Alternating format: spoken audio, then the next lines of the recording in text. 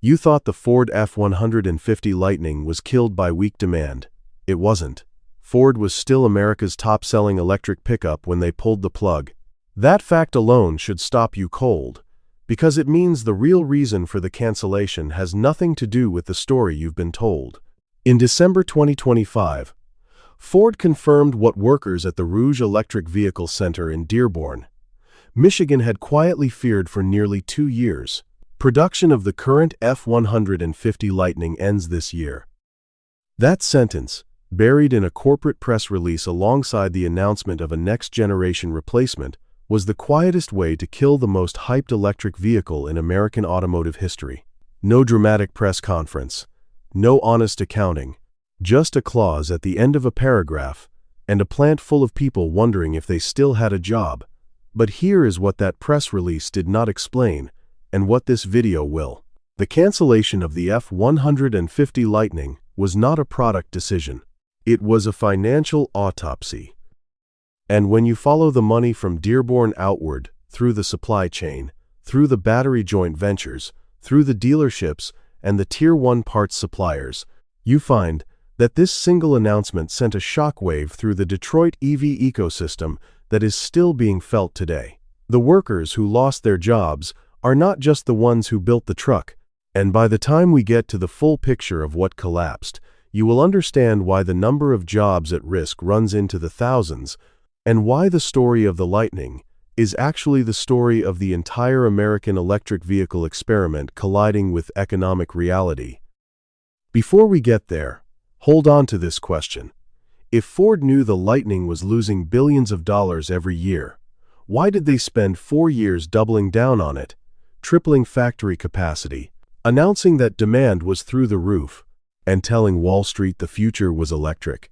The answer to that question is the most important thing in this video, and it explains why what happened in Dearborn in December 2025 was not a failure of a product. It was the exposure of a strategy. Start with the factory. The Rouge Electric Vehicle Center, known internally as Rev-C, sits inside Ford's historic Rouge complex in Dearborn, Michigan. Ford launched the Lightning there in the spring of 2022, and within months, CEO Jim Farley was comparing the truck to the Model T. The company stopped taking reservations at one point because demand appeared so overwhelming. Ford announced plans to triple production capacity to an annual run rate of 150,000 trucks. It was, by every public signal Ford was sending, the future of the company. By early 2024, the picture looked different.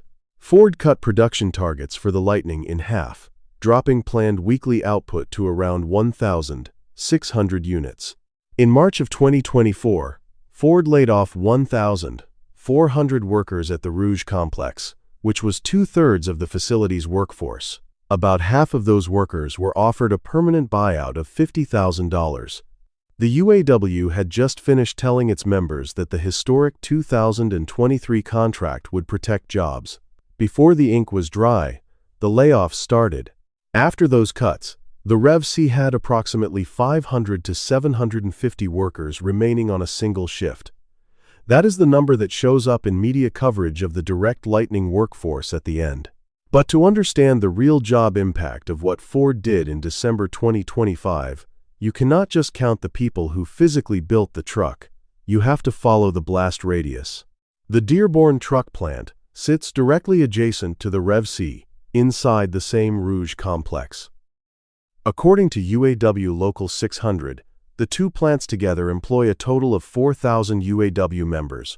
When the aluminum supplier fire at Novelis in Oswego, New York, in September 2025, gave Ford the operational cover it needed to idle the Rev-C and redirect resources, the Dearborn truck plant was also shut down for weeks at a time. In November 2025, a UAW Local 600 official confirmed that both plants were being idled for the week, with no return to work date. Workers were told to watch for robocalls. That is not how a company treats a temporary pause in production. That is how a company manages the controlled shutdown of a product line it has already decided to kill. Then comes the layer that most coverage ignores entirely. Ford does not make its own battery cells. The company's EV battery strategy depends on joint ventures, most notably with SK On, the South Korean battery manufacturer, in 2 facilities in Tennessee and Kentucky. Those plants were built specifically to support Ford's EV production volumes, including the Lightning. When Ford cancels its flagship battery electric pickup and signals a pivot away from pure BEV trucks, the volume forecasts that justified the scale of those facilities collapse with it. The jobs tied to the ramp-up of those plants, the ones that were planned and announced and used as political justification for EV investment, become casualties of the same decision that killed the truck in Michigan. Further out from the factory floor sit the Tier 1 suppliers. Companies like BorgWarner, Lear, Magna, and Aptiv had dedicated engineering resources, tooling, and production capacity to the Lightning supply chain. These are not companies that snap their fingers and redeploy capital in a week. They made investments based on Ford's published forecasts. When those forecasts proved fictitious, the cost did not disappear. It just migrated off Ford's balance sheet and onto theirs. The Lightning cancellation accelerated a chain reaction of capacity write-downs and workforce adjustments across the EV-specific supplier base in Michigan and the surrounding region. Add to this the approximately 1,400 workers who had already been cut or bought out in early 2024, and the picture of the total human cost becomes clearer. When someone says thousands of jobs were affected by the Lightning cancellation, they are not exaggerating, and they are not manufacturing a political argument. They are doing arithmetic across layers of an industrial ecosystem that all pointed in the same direction, toward a single factory in Dearborn, Michigan, that is no longer building the product it was designed to build. Now here is the part that should make every taxpayer in the country pay attention. Ford's EV division, called Model E, lost $5.1 billion in 2024. That followed a loss of $4.7 billion in 2023. And when Ford finally made the Lightning cancellation official in December 2025, the company announced a staggering $19.5 billion in total write-downs tied to its EV program restructuring. The Model E division logged $4.8 billion in operating losses for the full year 2025, and Ford posted a net loss of $8.2 billion for the year overall. This is the company's own accounting. Not an estimate, not an analysis. The numbers come from Ford's own filings. Here is what makes those numbers even more remarkable. Through the first 3 quarters of 2025, before the formal cancellation, the Lightning was actually Ford's best-selling electric pickup in the United States, outselling the Tesla Cybertruck and Rivian R1T. Ford sold more than 23,000 Lightnings in the first 9 months of 2025. But Ford was reportedly subsidizing dealers by paying around $1,500 per unit to move inventory. You can have record sales numbers while simultaneously hemorrhaging money on every truck you sell. That is not a viable business model. That is a company papering over a structural failure with short-term incentives. This is the sentence that defines everything happening in Dearborn right now, and it is worth saying plainly. When a company sells a product at record volumes and still cannot make money on it, the product is not the problem. The economics of making the product are the problem. And when you cannot fix the economics, you do not fix the product. You cancel it. Ford CEO Jim Farley said as much, in almost those exact words. During Ford's 2024 financial conference call, Farley said that electric vehicles are not a good technology for towing because the batteries are too big. He said large EVs have worse aerodynamics, weigh more than their gasoline counterparts, and require large expensive battery packs to deliver acceptable range. These are not the words of a CEO surprised by bad results. These are the words of an executive describing fundamental engineering constraints that were always going to make a large battery electric truck economically marginal at any price point consumers would actually pay. The market confirmed this at every turn. In the second quarter of 2024, the average number of days a Lightning sat on a dealer lot before selling peaked at 143 days. That is nearly 5 months. After Ford cut prices, restructured incentives, and pushed dealers hard, that number came down to 66 days by the third quarter of 2025. But 66 days is still more than twice the typical turn time for a popular ICE truck. And after the federal plug-in vehicle tax credit expired, at the end of September 2025, Ford's EV sales dropped almost 25% in October alone, including a 17% decline in Lightning sales. The tax credit expiration is critical context. A significant portion of whatever consumer interest existed in the Lightning was being sustained by a federal subsidy, not by organic demand at the truck's actual price point of $54,780 and up to over $80,000 for higher trims. Remove the subsidy, and you see the real demand signal. The market sent Ford a clear message in October 2025, and Ford responded 6 weeks later by canceling the truck. Now look at what Ford is replacing the Lightning with. The next generation truck will be an extended-range electric vehicle, an EREV, which means it includes a gasoline engine paired with an electric motor and a battery. Ford says the EREV version will offer up to 700 miles of total range, more than double the 320-mile maximum the battery-only Lightning could manage with its largest available pack. That range advantage is not a minor improvement. It is an admission that the pure battery electric architecture could never deliver the range and performance that American truck buyers actually need at a price that makes the business work.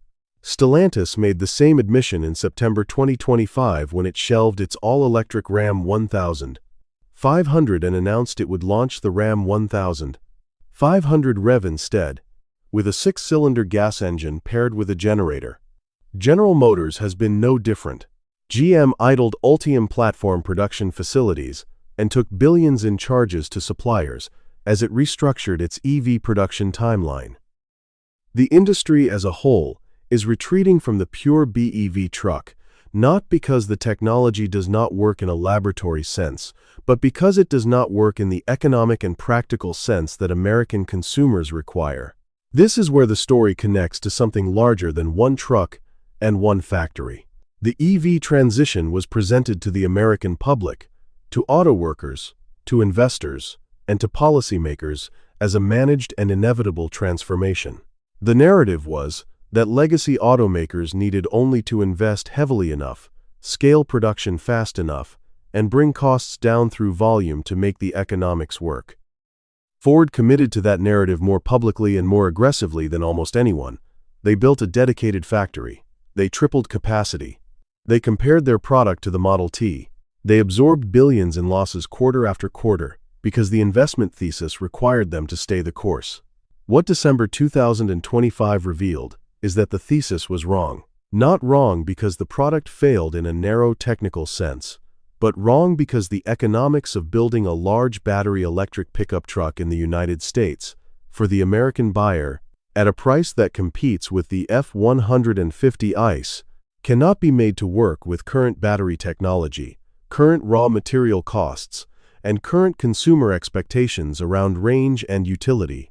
Ford spent over $9 billion in cumulative EV operating losses across 2023, 2024, and 2025 discovering this. Thousands of workers in Dearborn and across the supply chain are paying part of that tuition. The 4-year life of the Lightning from launch in spring 2022 to cancellation in December 2025 will be studied in business schools for a long time. It is a case study in the gap between what an industry needs to be true and what is actually true. It is a story about how government policy, corporate strategy, investor pressure, and media enthusiasm can sustain a product trajectory well past the point where the underlying economics have already issued their verdict. And the replacement the company announced on the same day as the cancellation says everything. The next Lightning will have a gasoline engine in it. Think about what that means. The company that built Henry Ford's assembly line, the company that created the modern American truck market with 47 consecutive years of F-Series being the best-selling vehicle in the United States, spent 4 years, billions of dollars, and thousands of jobs trying to make an all-electric version of that truck work. And when they gave up, they replaced it with something that still runs on gasoline. When the company that invented mass production for the modern automobile cancels its flagship electric pickup 4 years after launch and replaces it with a gasoline engine, that is not a corporate pivot. That is the auto industry telling you, in the most concrete and unambiguous terms available to it, that the electric transition has run into a wall that billions of dollars could not move. If you want to keep watching stories about how industrial decisions are made, who they are made for, and who pays the price when they go wrong, subscribe to this channel. There are more stories like this one.